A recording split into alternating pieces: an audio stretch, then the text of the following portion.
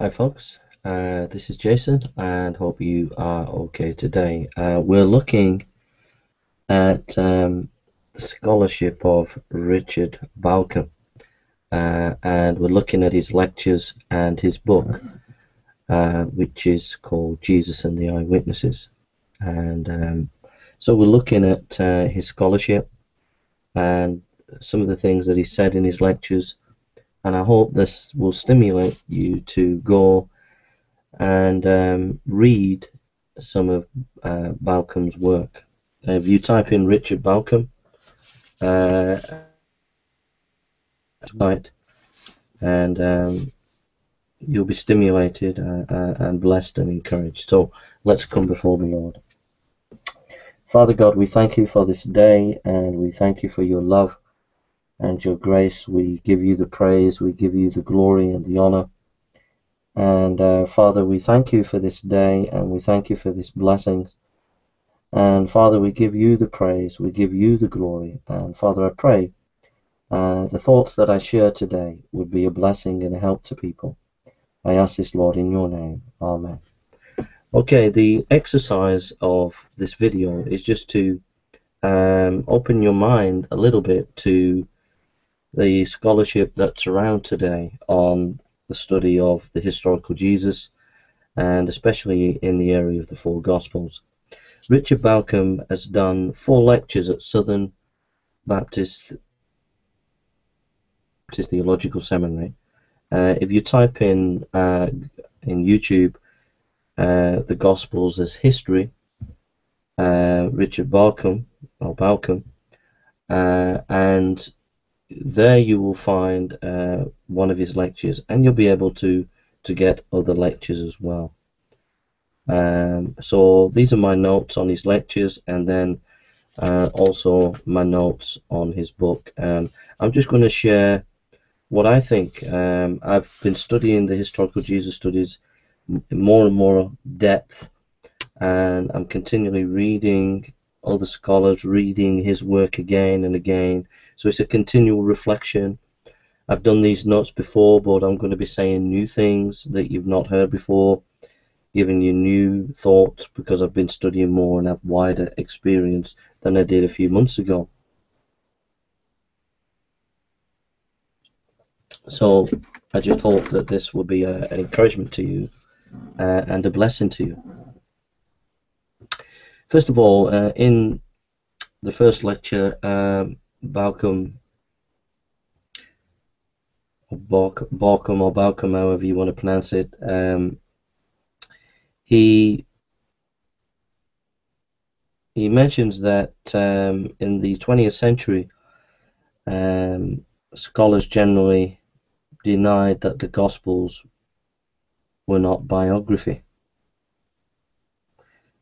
But he states now in the scholarly world that's changed. Academics have begun to see that actually the Gospels are ancient biography. So there's been a sea change. So I'm just looking at my notes. So in his lecture he talks about the various kind of biographies that were in the first century. There were political biographies. He talks about the writings of Plutarch. He talks about intellectual biographies, short biographies in the ancient world. He talks about the historiography and writing of various ancient historians, about how and why they wrote. How and why they wrote history. And then in his lecture he then talks about how the Gospels have to be seen in the context, how ancient historians wrote. How did they write history? What were their methods? What were their purpose? How did they write biography? What were their methods? What were their purpose?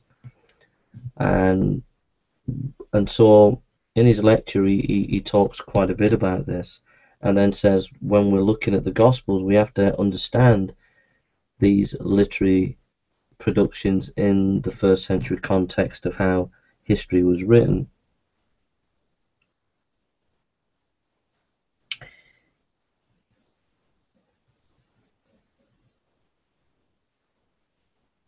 He contends in his lectures that the Gospels were written in living memory, that there were still eyewitnesses living.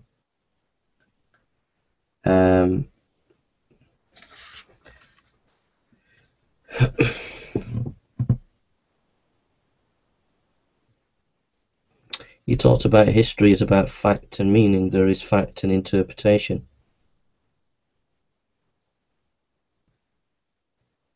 And he believes that if you look at the Gospels, you can find traces of eyewitness material.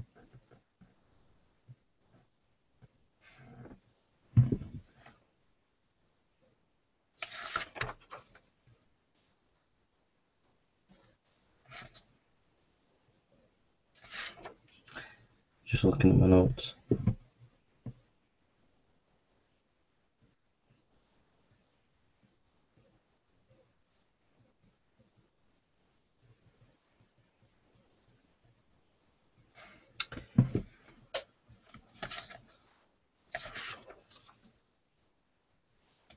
Okay, I could go on quite a lot about these lectures. I find them fascinating. I could talk about.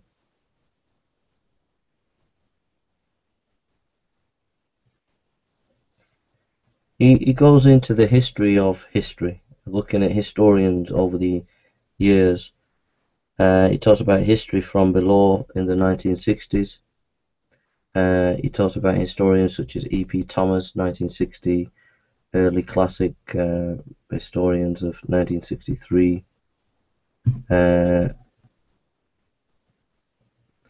The history of above, which is the history of the elite. And basically saying that throughout history there have been a concentration, that there have been different styles of history where historians have concentrated on certain things. So for example, some historians have concentrated on the history of nations, history of a variety of perspectives in history.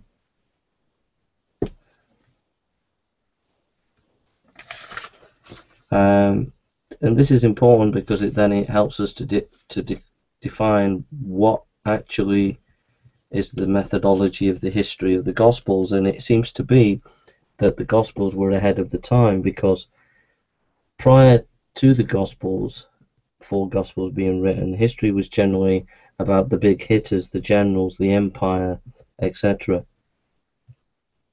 If you look at right up until Voltaire, Voltaire then writes about ordinary people. But that was a big sea shift, because most historians throughout history concentrated on either the big famous people or the empire. The 4 Gospels seem to concentrate on most people that are not important, which is a completely different historical method, which it wasn't until Voltaire discovered or made popular. So the Gospels predate Voltaire by many hundreds of years. I thought that was an interesting thought.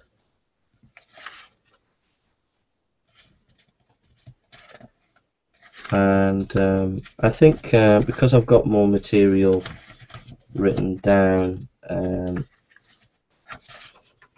I've got such a lot of notes on his lectures.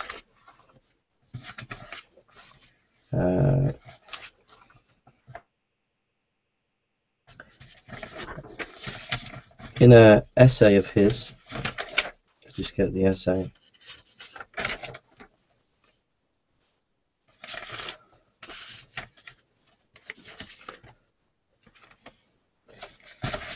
In an essay of his on the authenticity of apostolic eyewitness in the New Testament,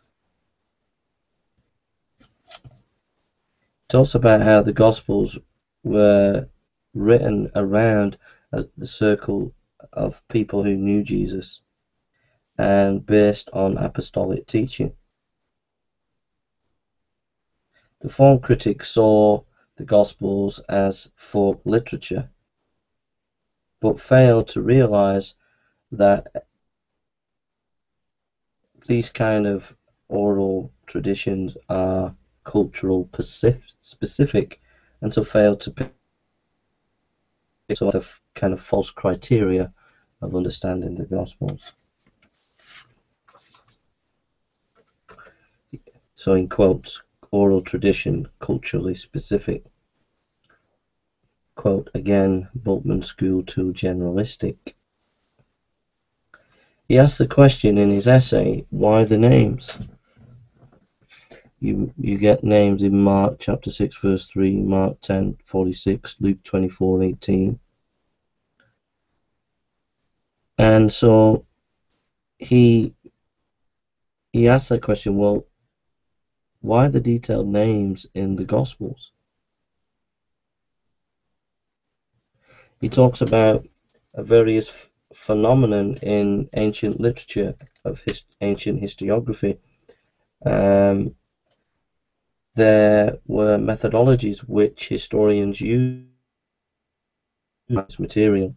They would have the inclusion, which was a common phenomenon in ancient literature, a sort of structure in which a passage had a beginning and an end with corresponding material, but indicated who the eyewitness was behind the material that they were writing.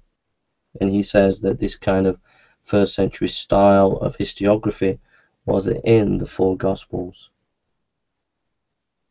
So then he writes, there are no longer good reasons for supposing that the Gospel traditions passed through a lengthy process of oral transmission in the early Christian communities. He writes, on the contrary, it is most plausible to think of the eyewitnesses as living and active, well known throughout the Christian movement down to the time when the Gospels, page 8. Page 9. As I have already stated, and probably most Gospel scholars now agree, the literary genre to which the four Gospels belong is the ancient genre of biography. He goes on, what we have in the four Gospels, in my view, is good access to the apostolic testimony about Jesus.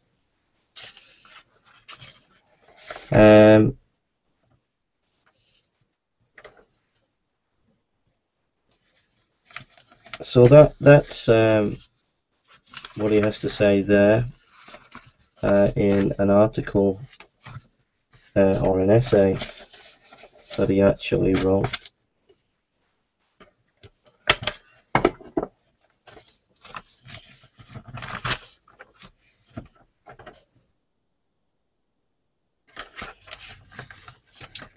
And now we're going to get into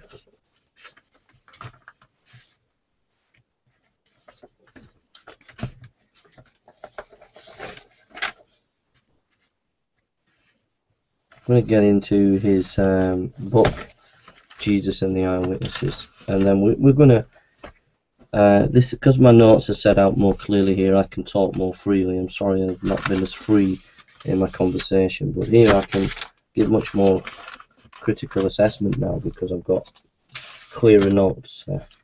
The more available for reflecting on. The other notes on the lectures are higgledy-piggledy, they're all over the place.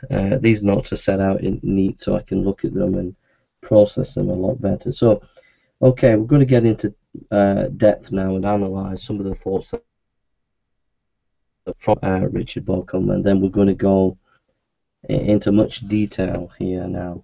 Okay, so this is from the book Jesus and the Eyewitnesses, the Gospels as Eyewitness Testimony, Richard Bauckham, 2006, Erdman. On page 3 he says, all history, meaning all that history is right, all historiography is inextricable combination of fact and interpretation, the empirical observable, and the invited or constructed meaning. I think that is a very profound statement that Richard Bauckham makes there, and I'm quite impressed with this statement there. I've been reading a book on the history of history. I've been reading about the historian Herodotus and many ancient. In my own thinking, I have come to that conclusion that history is a matter of fact and interpretation. And very often in debates between atheists and Christians, the discussion is about so-called facts. There's very little discussion about interpretation and about how interpretation is dovetailing into our understanding of the facts. And I think that's a beautiful statement by Richard Bauckham. I really do. And that shows his knowledge of history. You see, Richard Bauckham is a theologian, but he is also a historian. He's a trained historian, and you can see that through that statement. That statement shows a mature thinker in historiography. He writes, by comparison with the Gospels, any Jesus by the quest cannot fail to be reductionistic from the perspective of Christian theology. I think that's quite true. I think any historian or theologian or anybody who is going to study historical Jesus studies from a scholarly perspective in the academic world, there will be a reductionist influence. In the 19th century, when many books were written about Jesus, Renan and Strauss, they were very reductionistic, i.e. they didn't believe in the supernatural. But I'm not too sure that it has to be reductionistic, because I do think that presuppositions that we bring to history and how we use them need to be questioned. And I would say that the Christian presuppositions are consistent and valid presuppositions. And so on two levels, I think that the desire to study data and the looking at presupposition does not necessarily mean your historiography has to be reductionistic. However, it is necessarily reductionistic in today's academic climate, but it doesn't have to be so. Page 4. By comparison with the Gospels, any Jesus reconstructed by the quest cannot fail to be reductionistic from the perspective of Christian facts and theology. Yes, but it doesn't have to be. I think methodology, presuppositions need to be challenged. And I think a Christian understanding of history is far superior than a secular understanding of history, and gives a good foundation for historical inquiry. Page 4. Trusting testimony is not an irrational act of faith that leaves critical rationality aside. It is, on the contrary, the rationally appropriate way of responding to authentic testimony. I think there is a debate that needs to be had and would be an interesting debate and discussion, and I think perhaps a book needs to be written on it in more depth. And that is to say, what is the philosophical and epistemological implications of historical testimony? I think that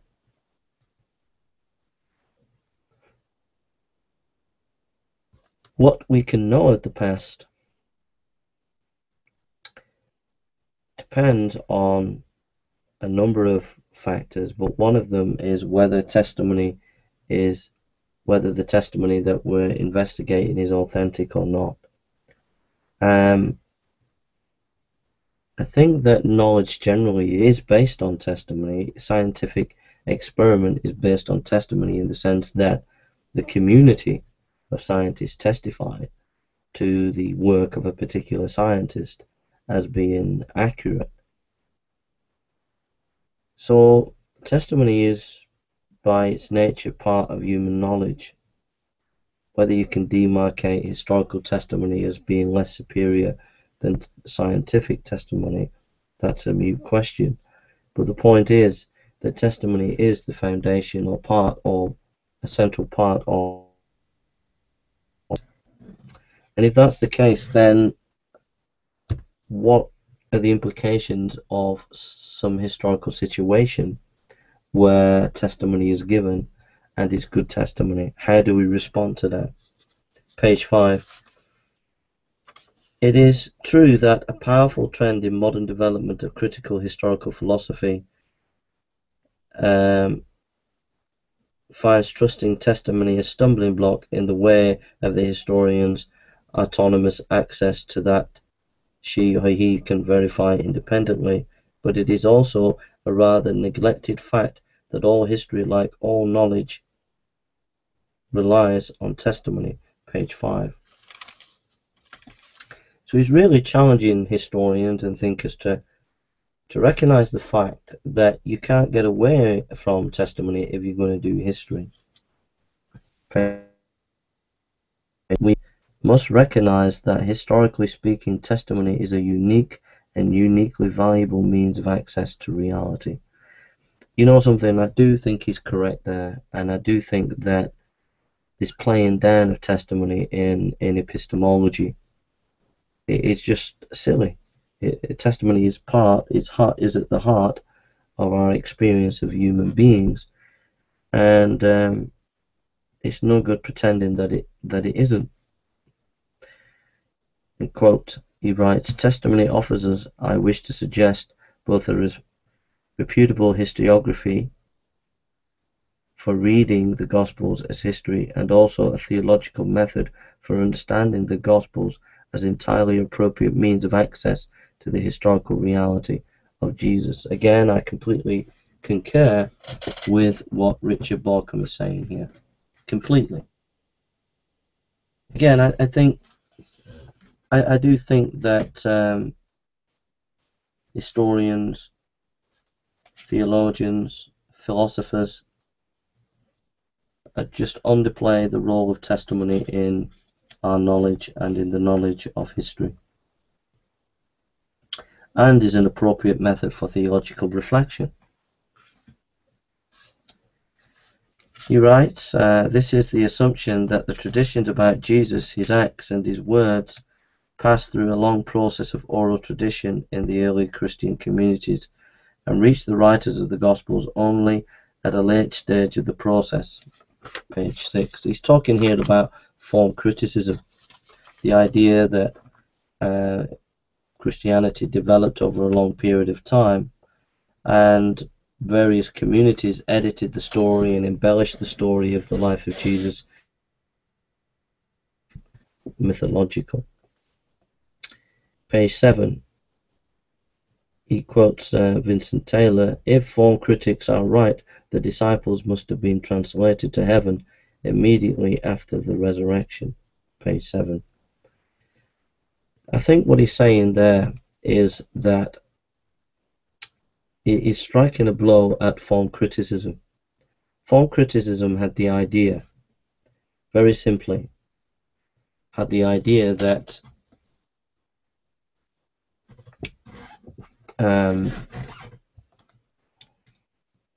that the Gospels developed through communities, and these communities got together over time and began to edit, change, modify, build in stories about Jesus, fabricate ideas about Jesus.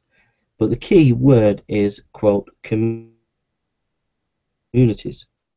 And the quote here by Vincent Taylor, which Bauckham quotes in page 7, completely discounts that. If the form critics are right, notice this is really important, the disciples must have been translated to heaven immediately after the resurrection.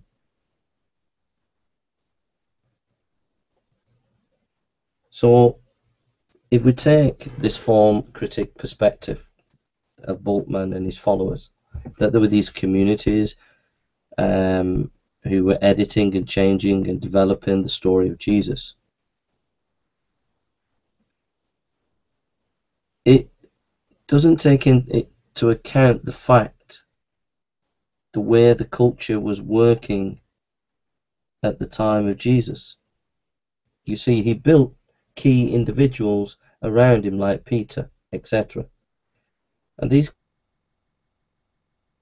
would have been alive and managing, passing on the tradition. So they weren't just nameless communities, they were individual people who were the inner circle of Jesus' ministry, and they would have been around to supervise the passing on of the tradition about Jesus, which is a completely different way of looking at it from the form critics, and puts things in a whole new perspective, a new ball game in historical Jesus studies. Page 7. Now we went on to the point that eyewitness participants in the events of the gospel narratives did not go into permanent retreat, for at the heart they moved among the young Palestinian communities, and through preaching and fellowship their recollections were at the disposal of those who sought information. So basically he's striking a blow again against this form critic idea of these nebulous communities changing the story. Here he's saying no, there were these disciples, they knew Jesus and they just didn't run away, they were there and they were supervising the passing on of the information about Jesus.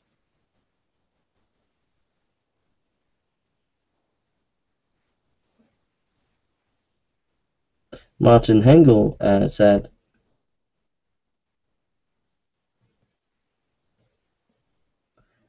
he quotes Martin Hengel about how the memories of these disciples and about who Jesus was passed on through these specific kind of people.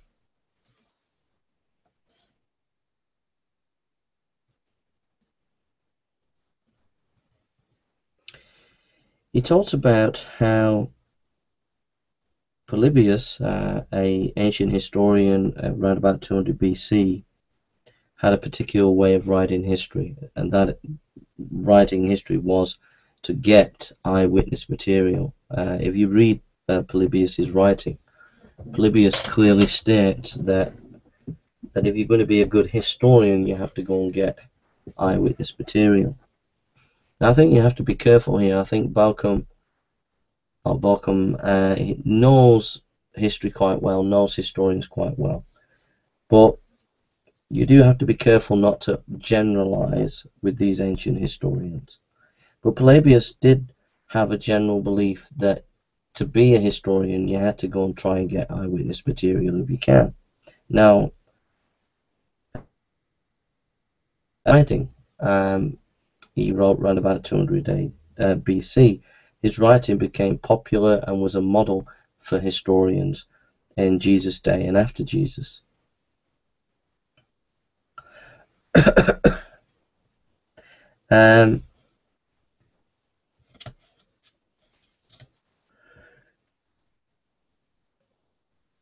Some of the Greek words for what Polybius used as seeing history as important and the way to write history, some of these key Greek words were used by the Apostle Paul and others to indicate that they had a similar method or idea about history. That is to say, using eyewitness material.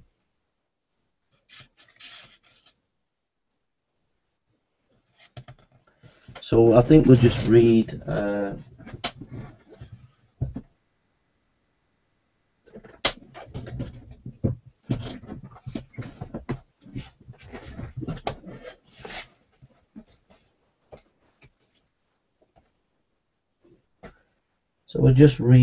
Luke chapter 1.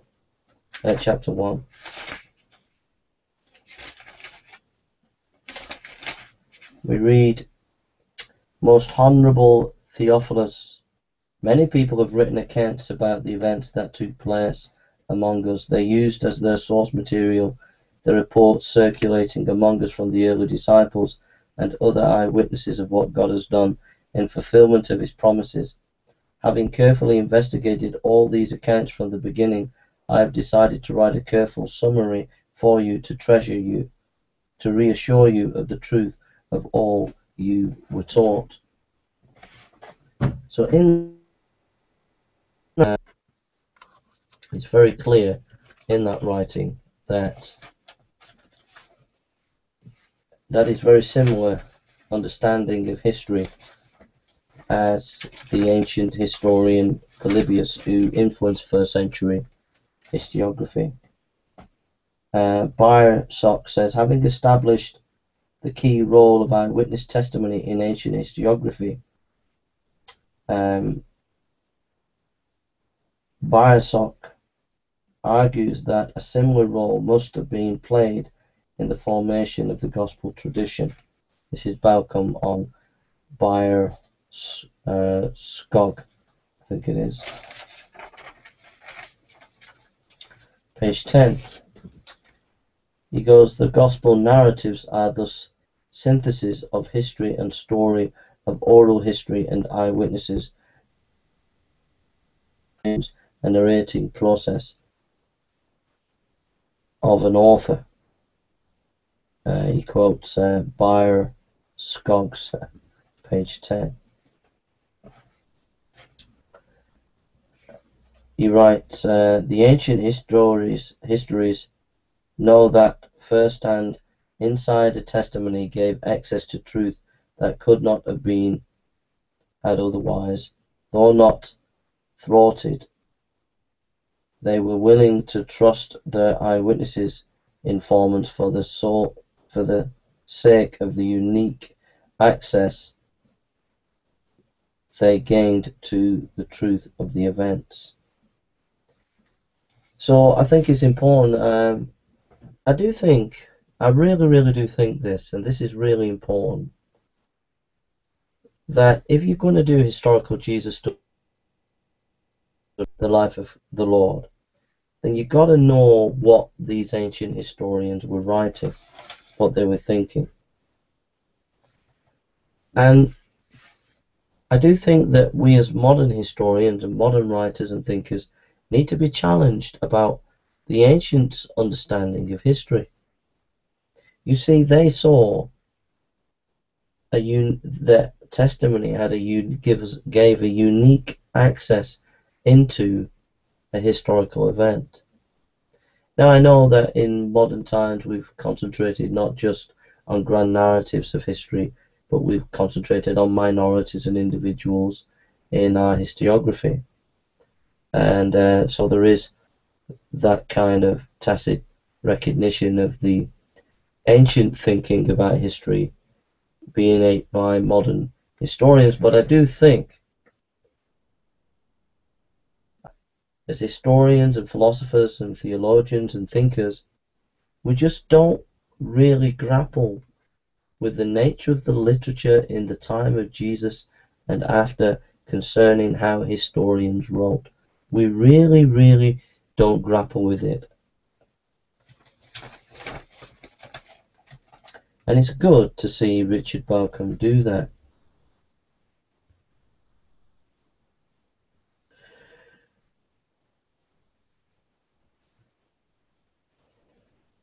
So Richard Bauckham noticed various Greek words such as inquired, anikirinen.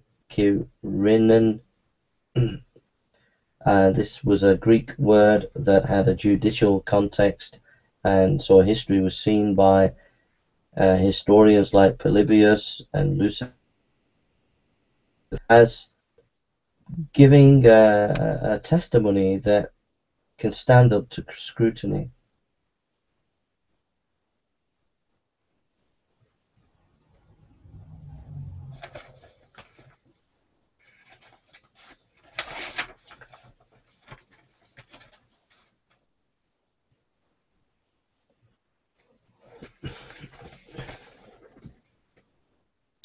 He writes on page 14, the sources of oral historians are reminiscences.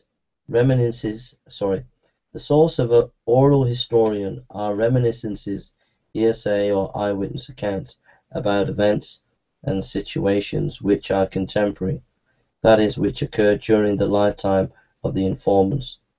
This differs from oral tradition in that oral traditions are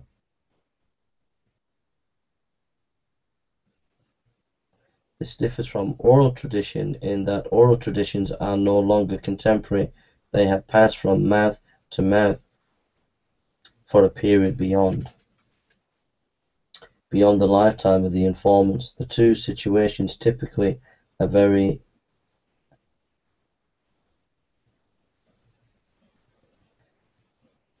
So I'll just stop there because I can't read my handwriting there, but basically what Bauckham is saying, and I think this is borne out by the research of James Dunn as well in his Hayes lectures that you can look at. But basically, the form critics basically said that the Gospels were basically oral tradition. Yeah, this oral tradition can be passed on from generation to generation and change. It's quite mythological in its development. But what Bauckham is saying is, if you know, oral tradition is culturally specific, which I said earlier on in the video. And being culturally specific was based. There is a difference between oral tradition and being an oral historian. In the ancient world, in Jesus' time, in Jesus' area, there were oral historians. That is, people passing on the traditions, but in an oral historical way, making sure eyewitness accounts, reminiscences, and hearsay were passed on. Which is a completely radical different way of looking at it from the form critics. But here's the point. It's based on eyewitness accounts. It's a cultural specific understanding of the way people did history in the time of Jesus.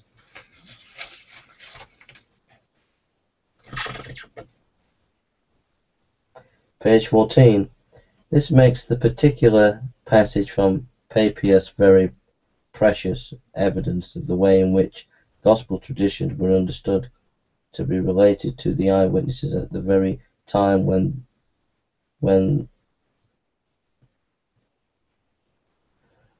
our canonical gospels being written. I'll read that again. This makes the particular passage from Papias very precious evidence of the way in which gospel traditions were understood to be related to the eyewitnesses at the very time when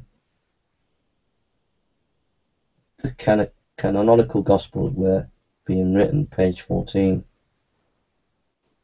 So what he's saying there is, look, if you look at the historical context of when the Gospels were written, they were written in the context of oral historians rather than oral tradition. And oral historians is culturally, when we're talking about oral tradition of any sort, you have to be culturally specific. The point being here is this way of understanding history and the reason why the Gospels wrote, i.e. trying to pass on the eyewitness testimony. All this shows us to be more critical of those scholars and thinkers who just said Christianity is a myth because it developed over time. The facts are, it doesn't take into consideration the nuanced historical context of the Gospels.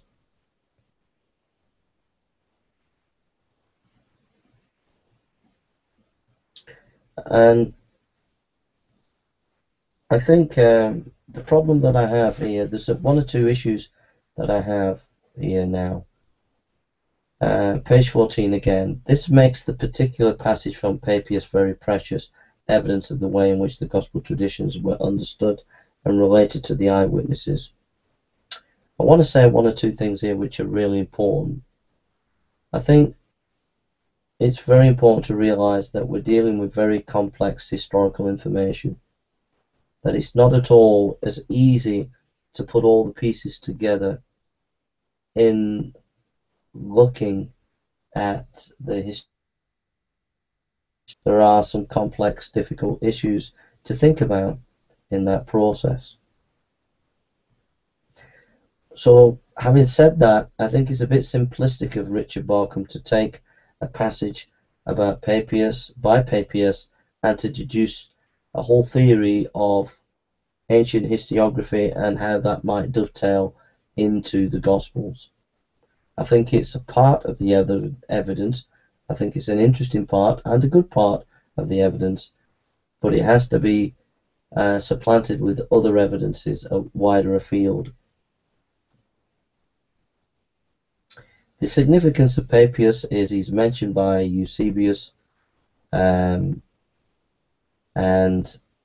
Eusebius mentions Papias, who said he knew Philip's daughters, that he was a guy who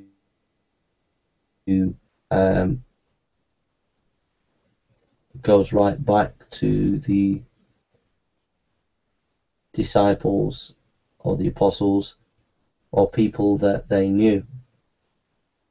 And I think the problem with that is it can be a little bit simplistic, because if you read Eusebius, there are some tough questions to ask. For example, he says that Papias said that it was the elder John who wrote the Gospel of John and not John himself. So in the one hand, Bauckham is taking historical information about Papias and deducing certain things, difficult questions as well. But the Papias passage shows how there was an interest and saw the importance of eyewitness material.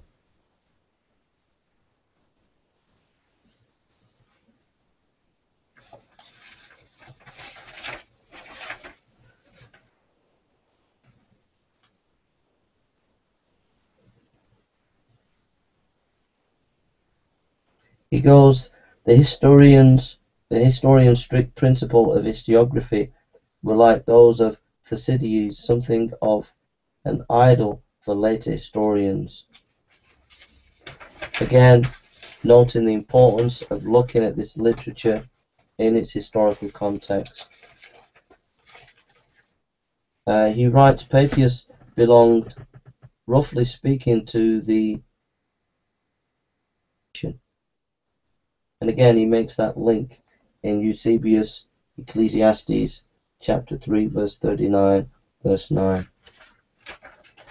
But Papias is a very significant person in the origin of Christianity and in the Gospels. He figures very important. Eusebius, who quotes him, is not impressed by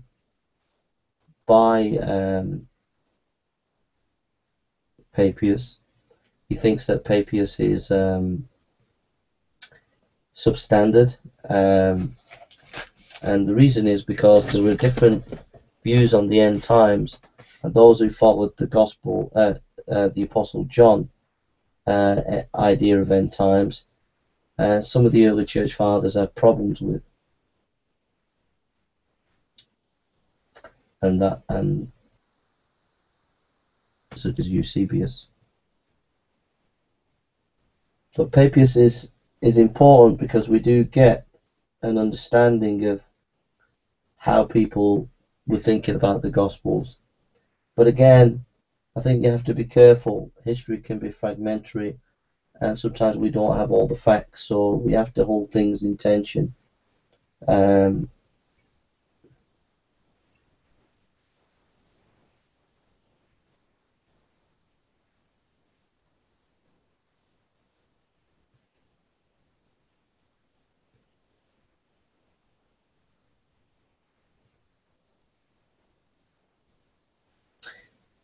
J.D. Dunn says, history, meaning, and eyewitnesses, he thinks is collective memory.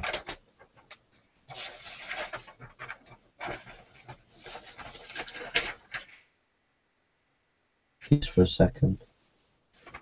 Just having a break just for a minute. I'm just going to play back the last bit there, just so I can follow my own thoughts.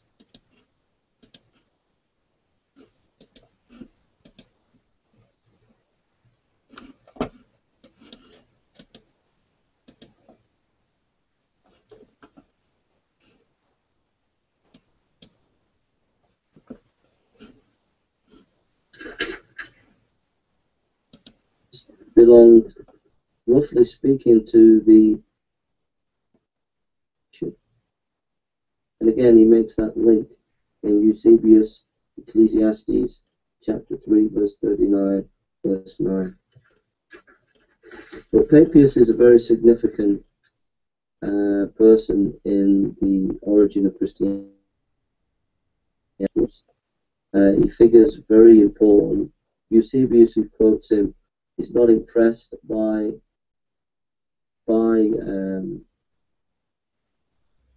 Papias. He thinks that Papias is substandard, and the reason is because there are different views on the end times. And those who followed the gospel, the Apostle John idea of end times, some of the early church fathers have problems with, and such as Eusebius. So Papias is important because we do get an understanding of how people were thinking about the Gospels. But again, I think you have to be careful. History can be, sometimes we don't have all the facts, so we have to hold things in tension.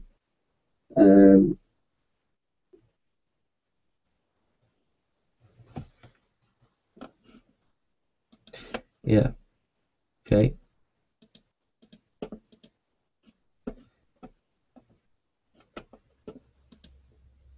So we have to hold things in tension. That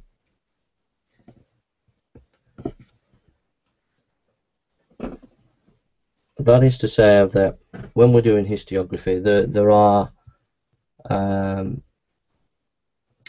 there are difficulties, and we get some clear lines of evidence, but we get lines of evidence that are not as clear or seem to be contradictory, and sometimes we have to hold that in tension. And so Papias is a wonderful example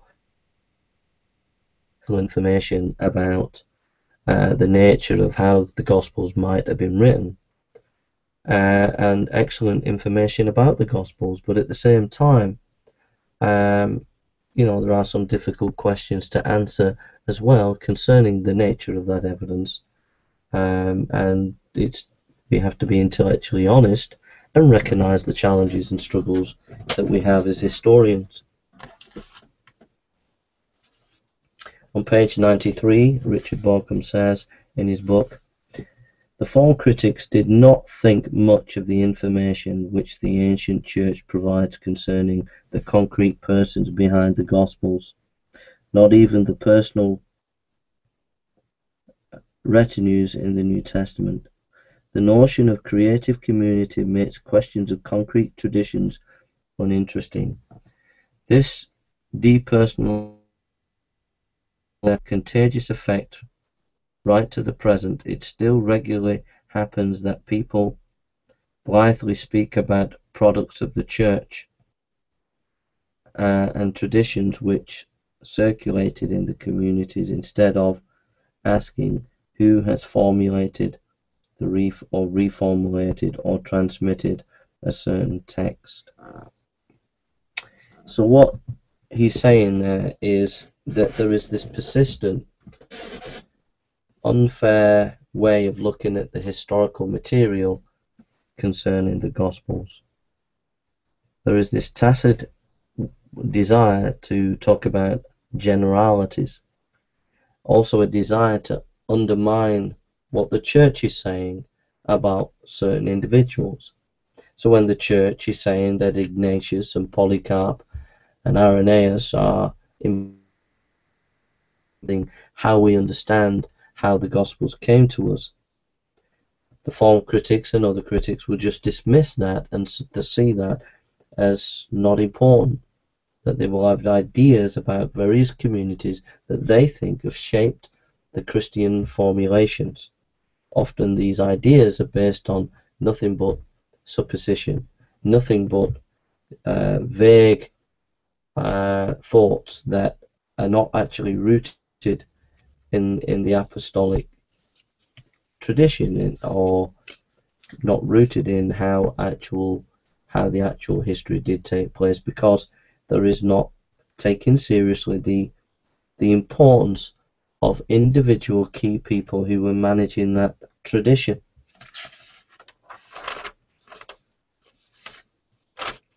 Page 95. That Jesus himself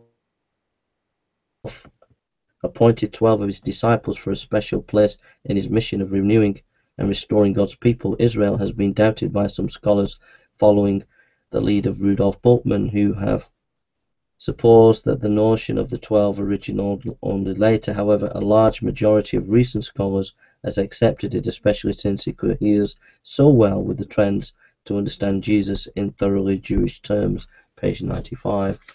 So what Richard Bauckham is doing here now is undergirding his idea of historical tradition, undergirding his idea that there were these specific key people managing the tradition, by showing that scholarly consensus has moved over to this kind of thinking. Page 95, he writes, the appointment of 12 constituted, several scholars have argued, a prophetic sign of what God was doing.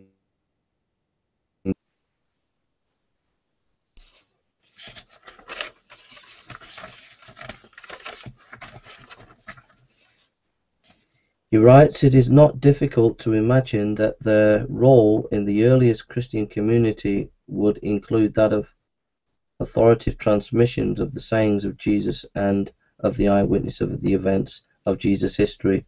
If any group in the early community was responsible for such a kind of formulation of structure of a body of Jesus tradition, then the 12 are as much the most obviously likely to have been that group.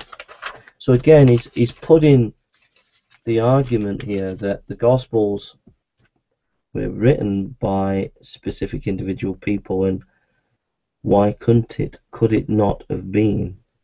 Why could it not have been the 12 disciples? And then if that is the case, what in understanding our history of the Gospels? Just an interesting note, if we look at the Gospels and the grammar of the names, they're very similar to the archaeological evidence that we found in that area of Jerusalem, where in proportion to the population size of first century Judaism, exactly mirrors the four Gospels. In other words, how society was made up in first century Jerusalem, how that society was made up in its numbers and the names that it used, the people's names, because these people would die and we find their graves and what have you. So we know the kind of names that were being used of Jesus, and it directly agrees, the archaeological evidence agrees with the distribution of names in the Gospels in the same proportion is highlighted in the archaeological evidence as well.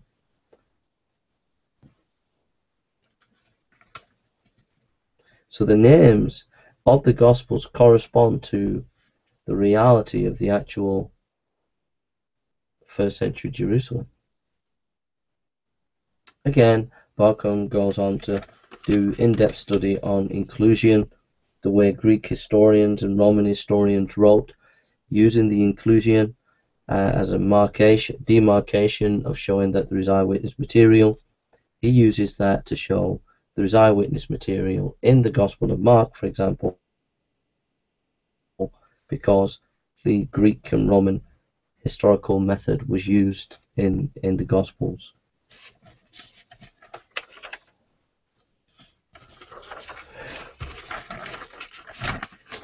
So we come to our last quote, page 163. Studies of the point of view in Mark have missed the plural to singular narrative device characteristic through it. It is of Mark's Gospel. It is a form of internal focalization. What Bauckham is saying is that the way the Gospels wrote, for example Mark, the way the grammar was written, there was internal focalization. That is to say, the language was produced in such a way as to indicate the eyewitness material within the text, just exactly how ancient historians of the time wrote. So we've come to the end of my notes on Richard Bauckham, or Bauckham. I say Richard Bauckham. We've come to the end of my notes. My conclusion. What are my overall conclusions for me? Well, for me, this is just the beginning. I think I'm in a great big quest at the moment to read as much as I can, and it stimulated me to study more about history. I'm working through some historians at the moment: Herodotus, Polybius, Livy, and many others. And I want to understand history and how that history in ancient times impacted the writing of the Gospels. I think the other thing that I like about Bauckham, and he reassesses them, and I think it shows that there has been a bias in the academic world concerning the four Gospels, because it used form criticism with such a straitjacket that it stopped scholars actually looking at evidences that was right under their noses. So I admire Bauckham for doing that. I admire him that he you know, he's a scholar that thinks deeply and goes widely. I like the reassessment of Papias, how he reassesses that and gets new information, and how he uses that as a base to show there is probably eyewitness material in the Gospels purely from that piece of literature, purely from an analysis of Papias. I think it's very dangerous to take information like Papias and develop some argument without having wider evidences, and so it can be a bit too simplistic, and unless you're a specialist in the field, you wouldn't really appreciate that sometimes Bauckham is a bit too simplistic. Having said that, you can't take away there is a nuanced sophistication within his writing, so I have to give him that as well. But I think the nature of historiography, you can sometimes slip into overgeneralization. I think that Bauckham has done that sometimes. To me, I think there's more work to be done. I think there's more work to be done on ancient historiography and how that relates to the Gospels. And for me, I'll do that. His book gives you a lot of strength and help as a Christian in terms of defending your faith. But I think